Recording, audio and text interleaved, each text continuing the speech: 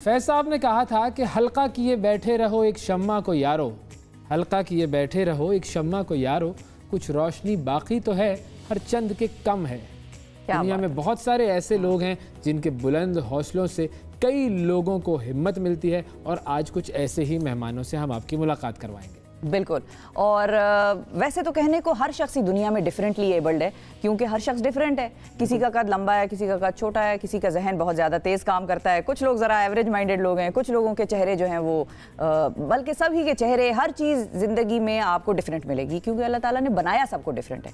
और जब हम कुछ ख़ास लोगों के लिए डिफरेंटली एबल्ड या स्पेशल का वर्ड यूज़ करते हैं तो ठीक है, हम भी उतने ही डिफरेंटली एबल्ड हैं और स्पेशल है जितने के बाकी सारे हैं, लेकिन ये है कि उनको ज़रा कुछ खास प्रिविलेजेस की ज़रूरत होती है, क्योंकि उनको अल्लाह ताला ने शायद चैलेंजेस उनको चुनकर, उनको ब्लेस करके चैलेंजेस थोड़े ज़्यादा दिए होते हैं हमसे, लेकिन चैलेंजेस के साथ साथ हौसला भी बड़ा ज़बरदस्त दिया होता है। अच्छा, कुदरत ने जो कुछ और जैसा अतिया किया है, उन्होंने उस शम्मा को जलाए रखा है और आज दूसरों के लिए हिम्मत की एक मिसाल हैं सैयद उमैर और इकरा नूर हमारे साथ मौजूद हैं। अब इन दोनों की बड़ी ज़बरदस्त कहानियाँ हैं और इन दोनों का बड़ा ज़बरदस्त हौसला है और बड़ी हिम्मत है और बड़ा बड़ा काम कर रहे हैं ये। इकरा से अगर हम आगाज़ करें, अस्सलाम वालेकुम इकरा, बहुत शुक्रिया आपने वक्त निकाला।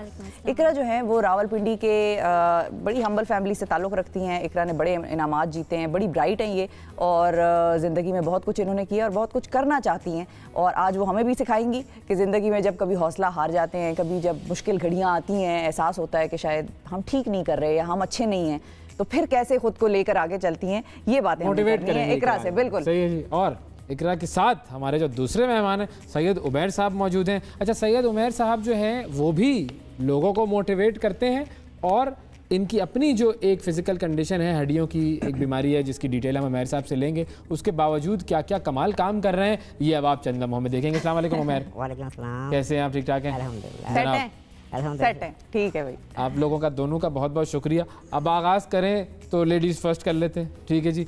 लेडीज़ को ये प्रिविलेज वैसे ही पहले ही मिल जाता है, लेडीज़ फर्स्ट हो जाती हैं। तो इकरा ये बताइए कि अगर आप हमें अपनी थोड़ी सी लाइफ जर्नी ज़रा बताएं और ये बताएं कि आपने अपनी लाइफ जर्नी में क्या क्या चैलेंजेस देखे और फिर उन चैलेंजेस को कैसे आपने अपनी मुट्ठी में किया और काबू में किया। थैंक यू सो मच, आपने मुझे यहाँ पे इनवाइट किया और आपके साथ गुफ्तगू करने का मुझे मौका मिला। पहली बात तो ये कि पीडब्ल्यूडी का सर, जो आपको पता है कि सोसाइटी में काफ़ी मसले आते हैं। सोसाइटी ही नहीं, इससे पहले अगर हम देखा जाए तो हम अपनी फैमिली में पहले फेस करते हैं और आपको पता है कि जेंडर वाइज भी काफ़ी बैरियर्स आते हैं। हम डाइवर्सिटी पे काम तो कर रहे होते हैं, लेकिन जो इस चीज़ से गुजर रहा है उसके लिए क्या क्या फेसेस आ रहे हैं वो उसको बेहतर पता है। बिल्कुल। और as being a female with disability ये कोई आम बात नहीं है। ये मल्टीप्लाई बाय 2 हो जाता है चैलेंज। बिल्कुल, हमारे लिए डबल चैलेंजेस हैं। और इसमें ये चीज़ आती है कि जब एक लड़की की पैदाइश और वो भी डिसेबिलिटी के साथ एक फैमिली में हो तो उसके लिए पहली तो एक्सेप्टेंस ये होती है कि उसकी फैमिली उसको एक्सेप्ट करे, उसके बाद आपकी सोसाइटी आती है। बिल्कुल। अगर आपकी फैमिली आपको एक्सेप्ट कर रही है देन आपको सोसाइटी में कोई इश्यूज नहीं आते, लेकिन अगर आपको सपोर्ट ही नहीं है पीछे से तो सोसाइटी पे आप उसको गिला नहीं कर सकते। बिल्कुल। तो ये चैलेंज के साथ ही आपकी पैदाइश हुई थी और ये उस वक्त पता चल गया था कि देयर इज समथिंग कि जो एक चैलेंज बनेगा आगे फैमिली के लिए भी और आपके लिए। पहले ही मेरे पेरेंट्स को इन्फॉर्म कर दिया गया था। अच्छा, और बर्थ से पहले या बर्थ के वक्त? पहले ही, बर्थ से पहले, ठीक है। उनको आइडिया हो गया था, लेकिन they were ready to challenge this face कि क्या आता है, किस तरह से नहीं, अल्लाह पे उन्होंने बड़ा तवक्कल किया। और मैं यहाँ पर बताऊँ आपको कि मेडिकल साइंस में बहुत मर्तबा डॉक्टर्स जब कोई बच्चे के बारे में बताता है, अभी बच्चा औलाद पैदा नहीं हुई होती और पेरेंट्स को अगर वो बताए कि भाई आपका बच्चा शायद आगे किसी चैलेंज का शिकार हो या वो मेंटली ठीक ना हो या इस तरह से, तो आप इस प्रेगनेंसी को टर्मिनेट करा दें या अबॉर्ट करा दें, इस तरह के मामला अक्सर डॉक्टर्स की तरफ से ये मशवरा जाता है और वो अपनी उसको मेडिसिन माइंड को रख के चल रहे होते हैं कि आगे बच्चे की भी ज़िंदगी मुश्किल है। लेकिन पेरेंट्स ने अगर इस चीज़ को ऑप्ट किया कि नहीं भाई अल्लाह ने एक ज़िंदगी बना दी है तो बस फिर उसके बाद बात ख़त्म हो गई। अच्छा, हम फ़ोन लाइंस भी ऑन कर देते हैं, हमारे नाजरीन भी कॉल कर सकते हैं, अपने इश्यूज़, अपने चैलेंजेस और अपनी कहानी भी हमें सुना सकते हैं, तो फ़ोन लाइंस भी ऑन कर दीजिए। अच्छा, आपकी जो फिज़िकल जो कंडीशन थी वो क्या बेसिकली उस कंडीशन को हम कैसे डिफ़ाइन करते हैं, उसकी क्या तफसील है? मेरी जो स्पेशलिटी है इसको शॉर्ट स्ट्रेचर का नाम दिया जाता है और इसके लिए भी जब मेरे लिए बोर्ड ऑफ डॉक्टर्स ये सारे सिटिंग हुई थी उन्होंने इस चीज़ को डायग्नोज किया था कि ये एक स्पेशलिटी में आती है ये चीज़। अच्छा। सही है। तो इसके बाद फिर डिफरेंट मैं पॉलिसीज़ और इन चीज़ों पे सर्च करना शुरू किया कि क्या क्या राइट्स हैं, क्या आगे मैं कैरियर अगर स्टार्ट करूँ तो मुझे किस तरीके से करना चाहिए, मेरे लिए क्या सीट रिज़र्व्ड है।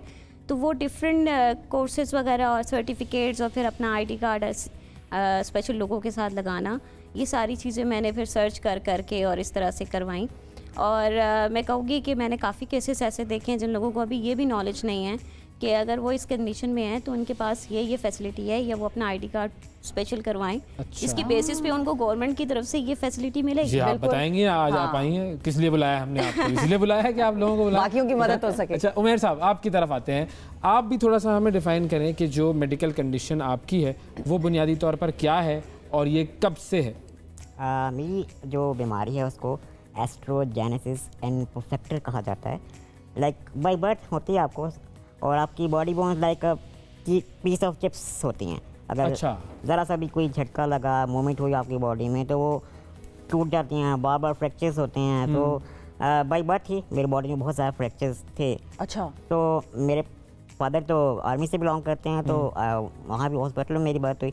डॉक्टर ने बताया था मेरे पेरेंट्स को कि आपके बेटे को इशू है, लेकिन time of passage of time जब आप ट्रीटमेंट कंटिन्यू करवाएंगे तो ये बेहतर हो जाएगा इशू, लेकिन ग्रोथ और डिसेबिलिटी रहेगी, लेकिन बेटर लाइफ गुजारेंगे।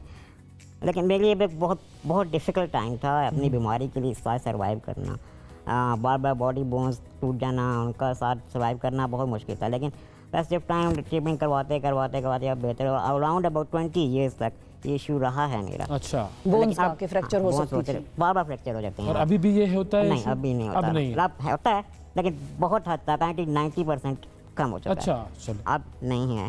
फिर आप एज अ पर्सन एक रूरल एरिया से बिलोंग कर रहे हो, जहाँ पे ना मेडिकल फैसिलिटीज़ हों, ना आपके लिए कोई कुछ भी ट्रैवल तक भी मुश्किल हो, तो बहुत मुश्किल होता है ट्रैवल करना, कुछ भी सर्वाइव करना। और मैं एक फर्स्ट बच्चा था अपने पेरेंट्स का, तो वहाँ पे भी आपको पता है बहुत चीज़ें फेस करनी पड़ती हैं। बिल्कुल। और वक्त के साथ साथ तो खैर मुझे पता चला कि क्या है क्या नहीं। जिस्म कमजोर हो ये लेकिन इतना बड़ा मसला नहीं है, दिल कमजोर नहीं होना चाहिए, दिल मजबूत है। दिल मजबूत है।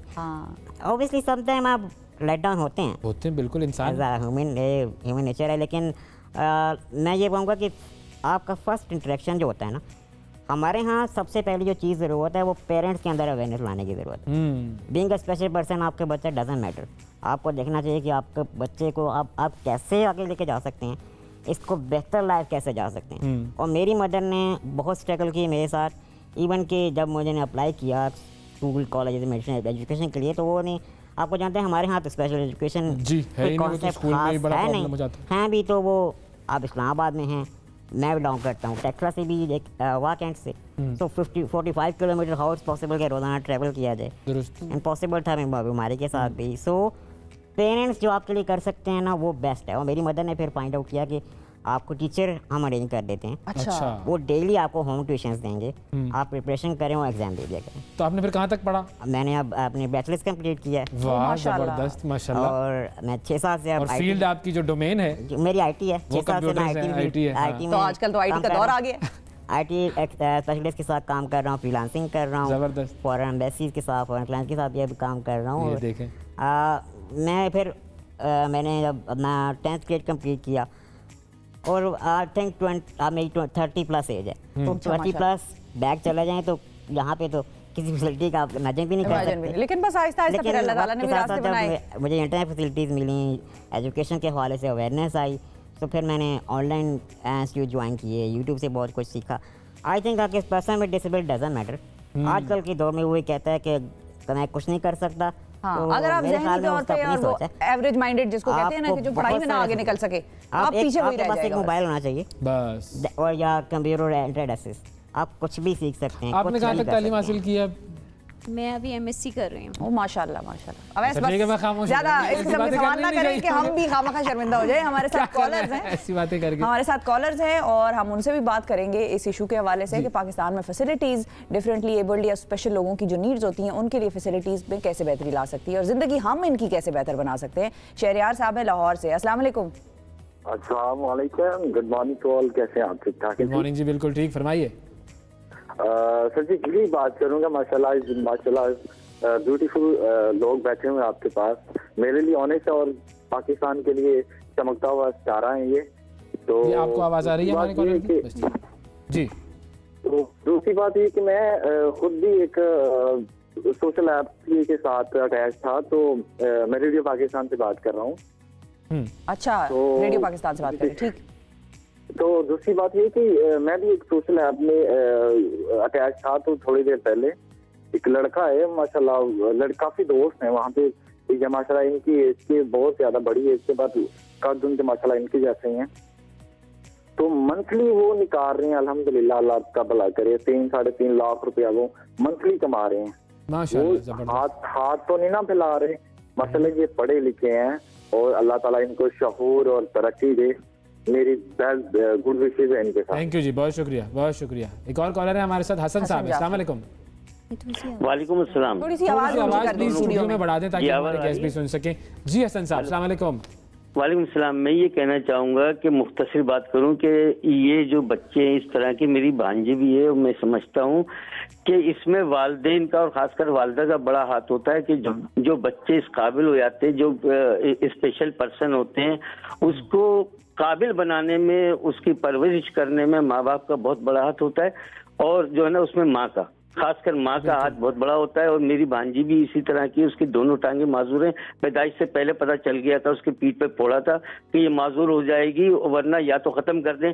मेरी बहन ने फैसला किया कि नहीं। तो जो है ना, इसमें मैं कहूँगा सिर्फ माँ बाप का किरदार सब में बड़ा होता है कि वो बच्चों को मोटिवेट करते हैं। ठीक है सर, अस्सलाम वालेकुम। बात की आपने, बहुत शुक्रिया सर, बहुत शुक्रिया। अच्छा, फिर आप लोगों के साथ ये चैलेंजेस थे, आप लोगों ने चैलेंजेस का मुकाबला किया, आपके वालिदैन ने भी आपको सपोर्ट किया, पढ़ाई भी आप माशाल्लाह ज़बरदस्त छा गए।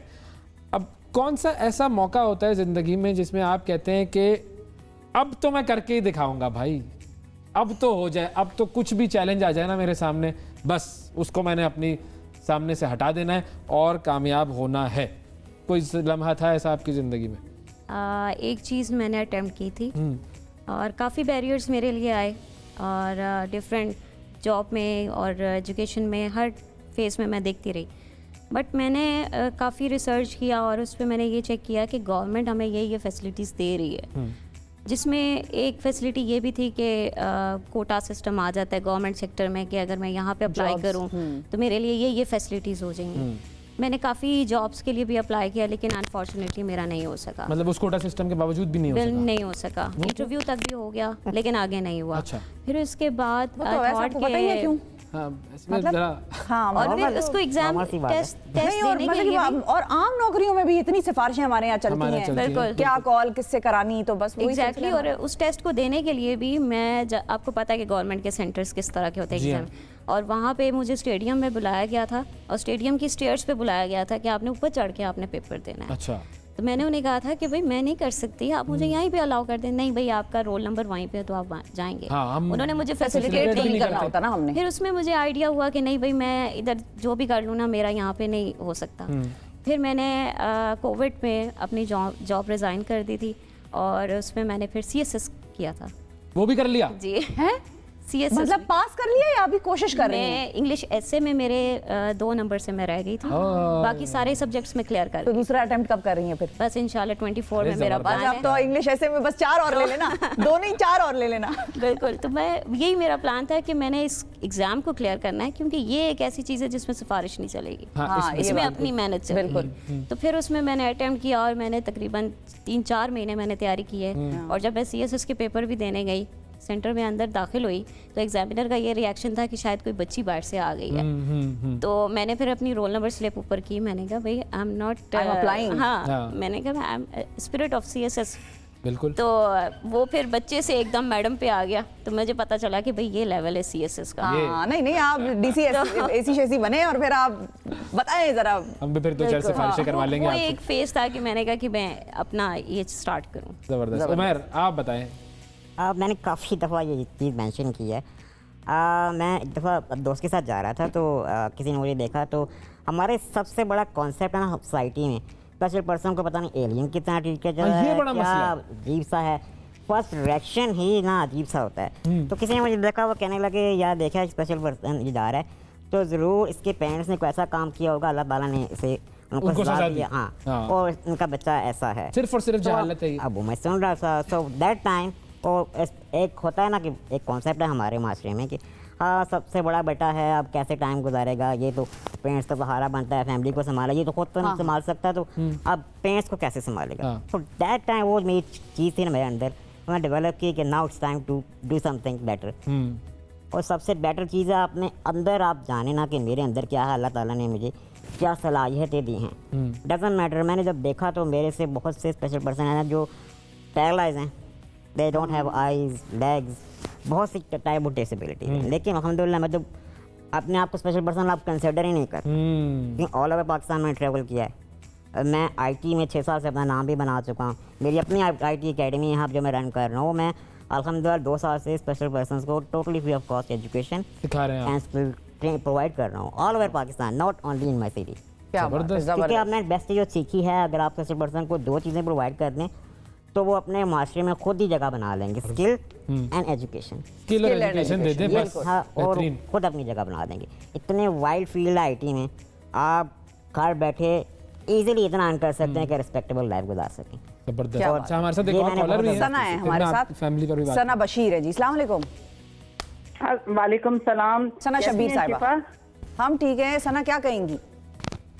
मैं इन लोगों को बहुत ज़्यादा सपोर्ट करती हूँ, क्योंकि ये लोग जो हैं, ऐसे लोगों को हम लोग सारे अगर मिल के ऐसे करेंगे कि बाहर जाएं तो इन लोगों के साथ लोग इस तरह पेश आते हैं कि जिस तरीके से ये कोई अजीब से लोग हैं, ताकि अल्लाह ताला की बनाई हुई ये मखलूक है, आपको पता है, इंसान है हमारी तरह। बिल्कुल, हमने तो बिल्कुल शुरू में ये बात की कि हर शख्स का वैसे ही चेहरा, बॉडी और हर चीज़ डिफरेंट है, तो ये भी डिफरेंट है, हम भी डिफरेंट है।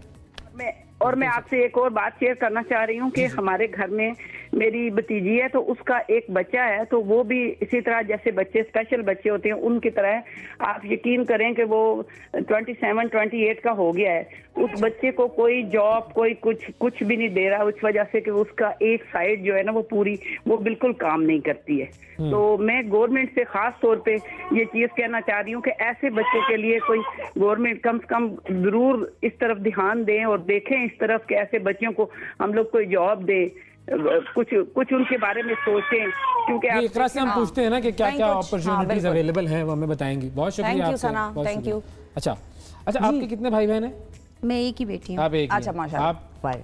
अच्छा, तो वो बाकी जो है वो आप सबसे बड़े हैं, तो रोब तो जमाते होंगे फिर आप? बड़ा यही करता है? नहीं, यही सबके साथ फ्रेंडली है। अच्छा, बड़ा मिस्कीन होता है जिस तरह मैं हूँ, बाकी छोटे वालों को तो अय्याशी चल रही है। वो ये कहते हैं ना, तो मेरा नॉर्मली बात है। अच्छा, और इकरा आप, क्योंकि आप अकलौती हैं तो फिर तो आप लाडो हैं जी, ऐसा भी होता है? बिल्कुल, ये तो मेरी अपनी आंखों देखा हाल है। बिल्कुल जिंदगी का आपने मामला यही है, मेरा मामला भी यही है कि हम भी एक ही हैं। तो ये बताएं कि मतलब जब प्लान्स हम बनाते हैं और जब हमें ये पता होता है कि हमारी लाइफ में ये चैलेंज है और अब हमने पढ़ाई की तरफ जाना है या कोई जॉब की तरफ जाना है, पढ़ लिख गए, तो हम कहाँ जाकर पहली सर्च करें? लोग इंटरनेट पे कौन सी ऐसी जगह है जहाँ पर हम जाकर ये देखें कि भाई पाकिस्तान में क्या फैसिलिटीज़ हैं, प्राइवेट इदारे कौन से हैं और गवर्नमेंट के इदारे कौन से? पहले तो ज़रा ये बताएं।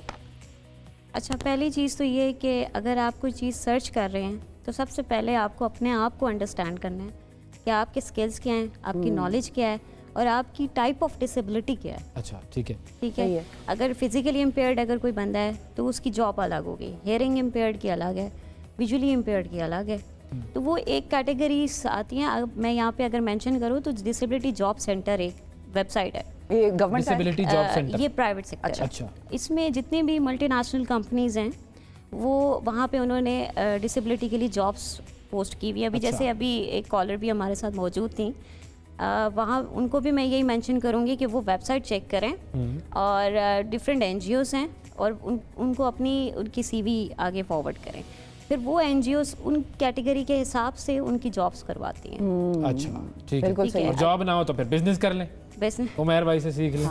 सही। अच्छा, एक सेकंड, सिर्फ एक और कॉलर है हमारे साथ, आमिर शहजाद है रावलपिंडी से। अस्सलाम वालेकुम। वालेकुम अस्सलाम जी आमिर साहब, क्या कहेंगे? जी, सबसे पहले तो आप दोनों को बहुत बहुत मुबारक, आप बहुत अच्छा शो करते हैं, स्पेशली मेरी मिसेज और मैं। सुबह उठ के अगर हम कोई टीवी शो देखते हैं तो वो सिर्फ और सिर्फ आपका होता है। अच्छा, इसमें चले लड़ाई तो नहीं होती ना कम से कम कि वो कहें कि कोई और चैनल लगाओ और आप कहें कि मैंने तो यही देखना है, तो ये तो चले हम दोनों ने इत्तेफाक राय पैदा कर दिया। गुड। नहीं, ऐसी कोई भी नहीं है। और दूसरी सबसे जरूरी बात जी, ये आपके प्रोग्राम की सबसे अच्छी बात जो है वो ये है कि आप सुबह उठ के कोई ड्रेसेस नहीं दिखाते, कोई शादियां नहीं करवाते, आप ऐसे लोगों को सामने लेकर आते हैं। सर थैंक यू सर, बस कोशिश कर रहे हैं कि हम इसी तरह चलते रहें। हमारे मेहमानों से क्या कहेंगे? हाँ। जी, मैं इनको देखकर मेरा इतना हौसला बुलंद हुआ है, इतने हौसला बुलंद हुआ, ये इतने अच्छे लोग, ये जो कुछ कर रहे हैं हम लोगों को शायद कभी पता ही नहीं है कि ये लोग क्या क्या चीजें फेस कर रहे हैं। और ये आपका बहुत अच्छी चीज है कि आप हमें ये बताएं कि ये लोग दुनिया में यहाँ पर पाकिस्तान में, स्पेशली पाकिस्तान में कैसे सरवाइव कर रहे हैं। बिल्कुल ठीक है जी, बिल्कुल ठीक। बहुत शुक्रिया अदा करेंगे आपका, थैंक यू जी। तारिक साहब भी हमारे साथ लाहौर से। अस्सलाम वालेकुम तारिक साहब। वालेकुम जी, क्या हाल है जी? ठीक है, अल्लाह का शुक्र जनाब, फरमाइए। मैं एक बात कहना चाहता हूँ, हमारा जो पाकिस्तान का माशरा है ना, वो अच्छे लोगों को रिस्पेक्ट नहीं करता है, तो इन लोगों को कैसे करेगा? आप ये देखिए, यूरोप में जाए, इंग्लैंड में जाऊं, मैं बाहर घूमता हूँ, इनकी बहुत ज्यादा इज्जत है। इनको जॉब भी वैसे मिलनी चाहिए जैसे हम लोगों को मिलती है, इस तरह इनको जॉब मिलनी चाहिए। इनको ये मत किया जाए ये स्पेशल है, ये है, ये हमसे बहुत अच्छे हैं, हमसे बहुत। ये देखें, ये इनका मुझे नाम भूला हुआ है जो बैठे हुए हैं, तो ये IT किया हुआ है इन्होंने, ये मेरे से बहुत अच्छे। मैं तो अनपढ़ हूँ, इन्होंने बहुत, मुझे फख्र है, इनको फख्र है, ये पाकिस्तान है, फख्र पाकिस्तान है ये लोग। बिल्कुल ऐसा ही है। बहुत शुक्रिया, थैंक यू। यहाँ पे अभी वैसे बेसिक लेवल ऑफ जो चीज़ें हैं वो हमें सिखानी है। मिसाल के तौर पे डिसेबल्ड लोगों की या डिफरेंटली एबल्ड लोगों की पार्किंग, अब वो खाली होती है, लोग समझते हैं कि भाई खाली है, कोई गाड़ी नहीं खड़ी कर रहा, तो आपने उधर गाड़ी लगा दी। अब जो पीछे आया शख्स, उसको चाहिए थी, उसकी जरूरत थी, तो वो फिर बेचारा बैठा रह गया गाड़ी में। अच्छा, तो ये कुछ चीज़ें तो हमें सीखनी है। लेकिन इस चीज़ में मैं एक चीज़ ऐड करूँगी, अभी जैसे आपने पार्किंग की बात की है, मेट्रो सर्विस जो है, मेट्रो सर्विस में आपने देखा होगा कि वो लोगो लगा हुआ है डिफरेंट, फिर भी हम बैठ जाते हैं वहाँ जाके, वो बैठे हुए होते हैं और मैं वहाँ पे उठवाती हूँ, और मैं उनको लोगो दिखाती हूँ कि लोगो देखो और फिर बैठो, आंखें खोलो, तो फिर थोड़ी सी शर्म भी आ जाती होगी उन्हें, क्योंकि आप जब तक अपने लिए खुद आवाज़ नहीं उठाओगे कोई भी आपके लिए नहीं करेगा। अच्छा, अगर मिसाल के तौर पे हम अपने माशरे में कोई ऐसी 2 या 3 चीज़ें लागू करना चाहें जिससे आप लोगों की ज़िंदगी और बाकी बहुत सारे लोगों की ज़िंदगी बेहतर हो, वो क्या चीज़ें होनी चाहिए? आप भी बताइए अपने अपने तजर्बे के मुताबिक, अपने एक्सपीरियंस के मुताबिक बताइए। मैं स्टार्ट, उमैर भी बता सकते हैं, आप बताएं।